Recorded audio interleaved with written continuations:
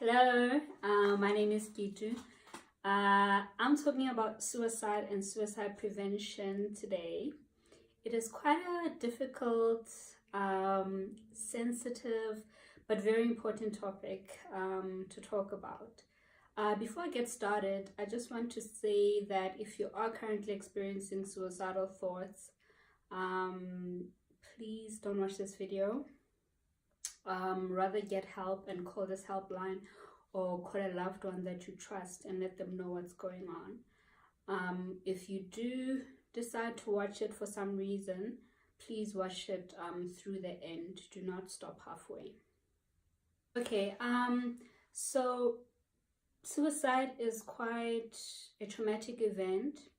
So I've divided individuals into three groups, and I think all these people are traumatized by suicide in one way or the other. So the first group is people who are considering suicide themselves. It's very scary, it's very traumatizing to actually consider ending your life because that's such a permanent thing to do. And for me personally, without really going into too much detail about my story in this case, suicidal thoughts are the scariest symptom of bipolar depression that I've experienced. And yeah, the intensity is quite scary. So it's not something easy for people to go through. It's quite traumatic. Okay. And then the second group is people who do attempt suicide but survive the attempt. So I can only imagine how traumatic it must be to have wanted to end your life and then you wake up in a hospital and you find that you're alive and that you got help. I think at that particular moment when you find out, it's probably the scariest thing in the world. But you may be grateful in future that your life was actually saved. And then the third group of people is people who lose their loved ones through suicide. Now, those people are left behind with so much trauma, and they will continue to ask themselves, what they could have done, were there signs that they've missed? Why didn't this person ask for my help? Was I really not there? Like a bunch of questions goes through their minds, and some are scarred for life. So it's a pretty scary thing for everyone who is involved, whether you're the person thinking about it, doing it, or losing a loved one from it. Suicidal thoughts and suicide can occur after a major life event, such as a person losing a loved one, or a person going through a divorce, or a person going through some kind of financial or work crisis, or people who do suffer from mental illnesses and may be going through a depressive episode. So I think one thing to understand is that when that event occurs, whatever it is, reality is distorted for that person. They are in such a dark hole that they cannot see the future, and they feel so much pain on the inside, pain that is completely unbearable, pain that prevents them from seeing beyond what they're feeling at that particular moment. And their mind tells them that the only way out of that situation is death. So they have tunnel vision and their reality is completely distorted. However, although the person may feel that, death is the solution to their pain, in reality, the people who are left behind are also left with pain.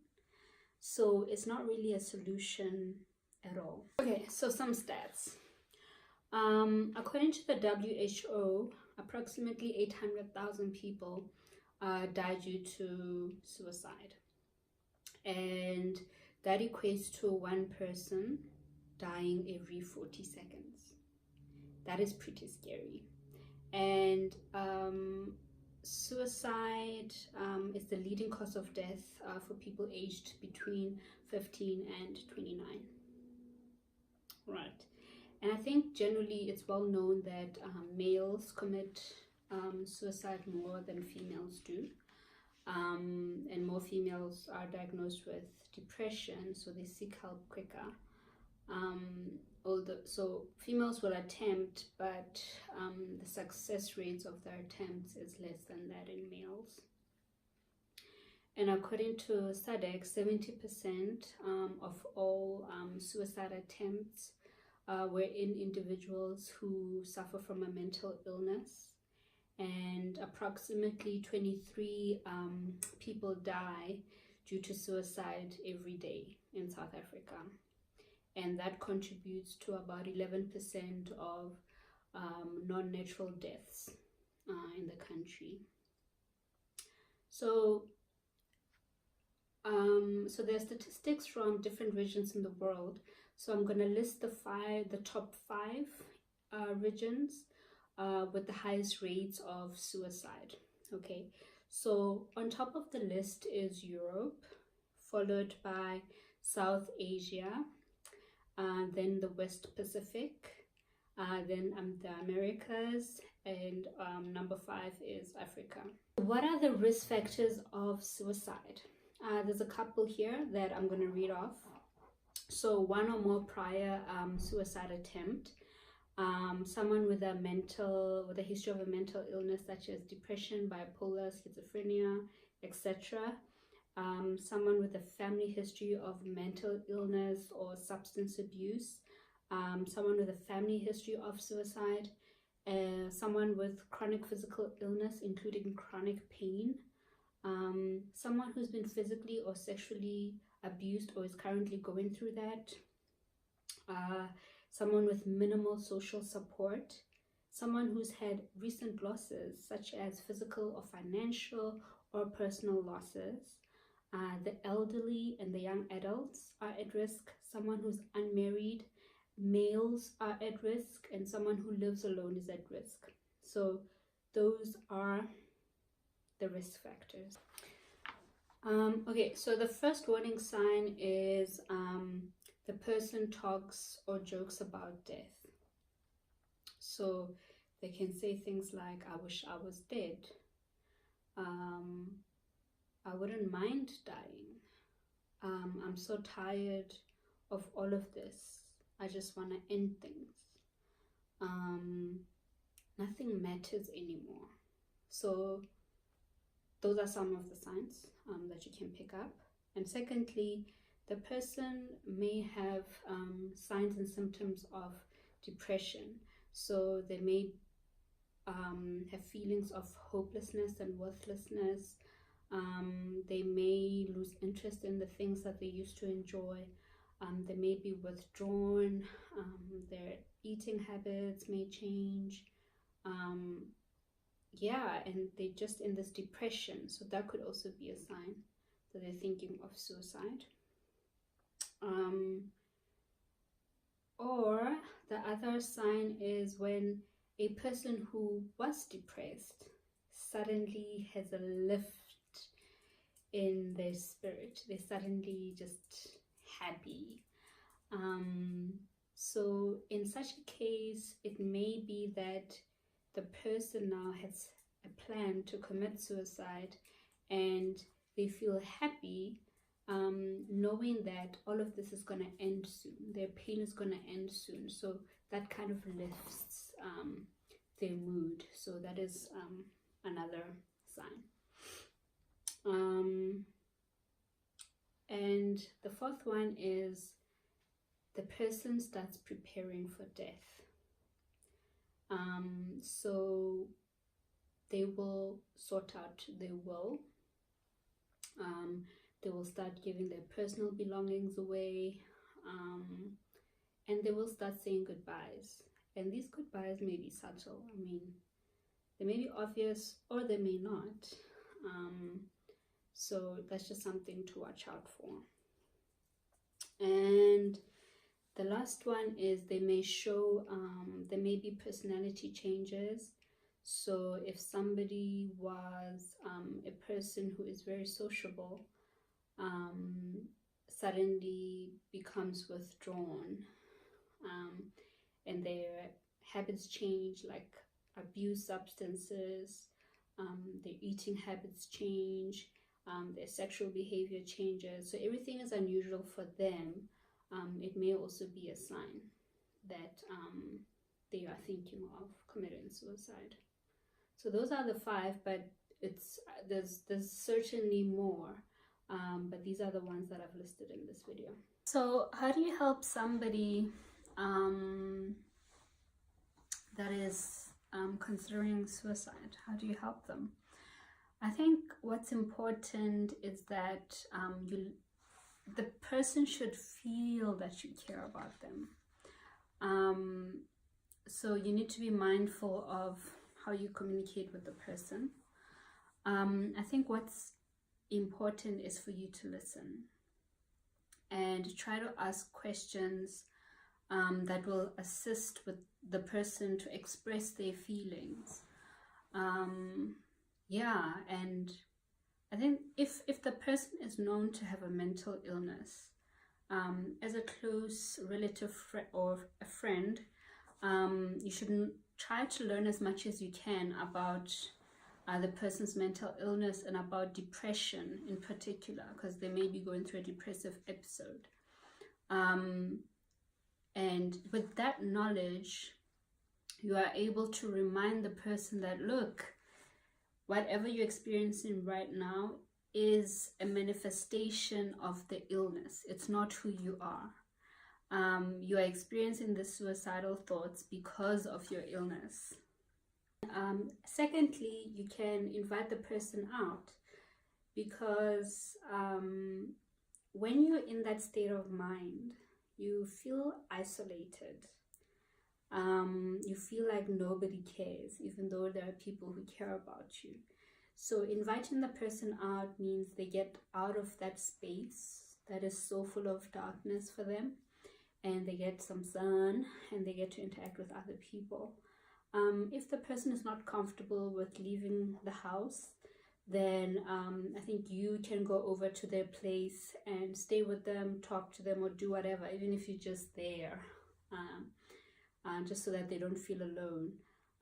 Even sleep over, that can be helpful.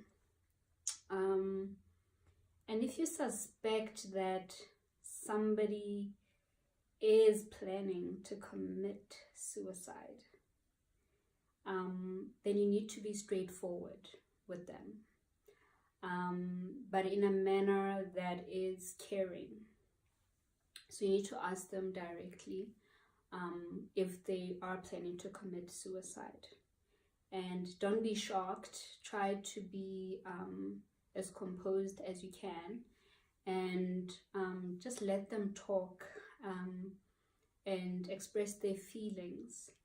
And once you have the information, don't just like keep it with you. You need to act on it. So you can call a relative, someone that you trust, whether it's their parent, the person's parents, or their close relative or spouse, or you can even call the crisis helpline, or even get the person to a hospital. But you need to act on it once they've confirmed that they are considering suicide.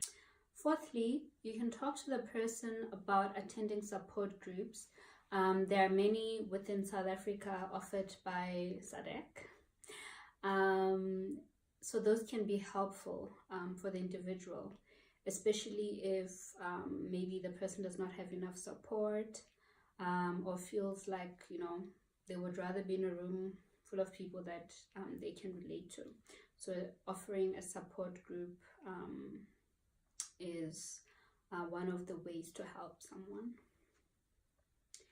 And then the last is, so once you have all this information, try to kind of get rid of all the materials that they may use to harm themselves. So these are things like knives. If the person has a gun, get rid of the gun. If there's medications in the house that, you know, the person could overdose on, take them away. But I also want to say, I want to say that obviously that is such a difficult situation to be in, and I understand that it's not an easy process. It's not as easy as this is step 1, this is step 2, this is step 3, but you do the best that you can to help that person, and there is no need to carry the burden, if we can call it a burden, but I'm not saying that anybody is a burden. You do not have to carry that load alone. So in such a case, you need to get other people to help you so that this person can get the best help that they need. So that was a lot, and there's still so much that I was not able to cover in this video, but I think we can start here.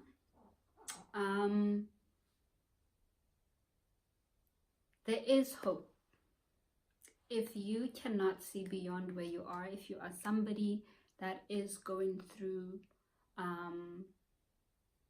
severe depression and thinking about suicide, or someone just had like a major life event and are currently thinking of suicide, there is hope. There is hope. You do not have to end your life permanently. The pain can get better.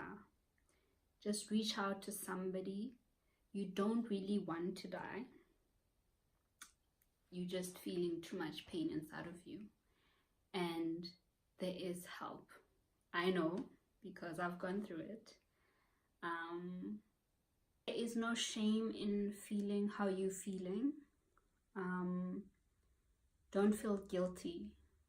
This is just the way your body is telling you that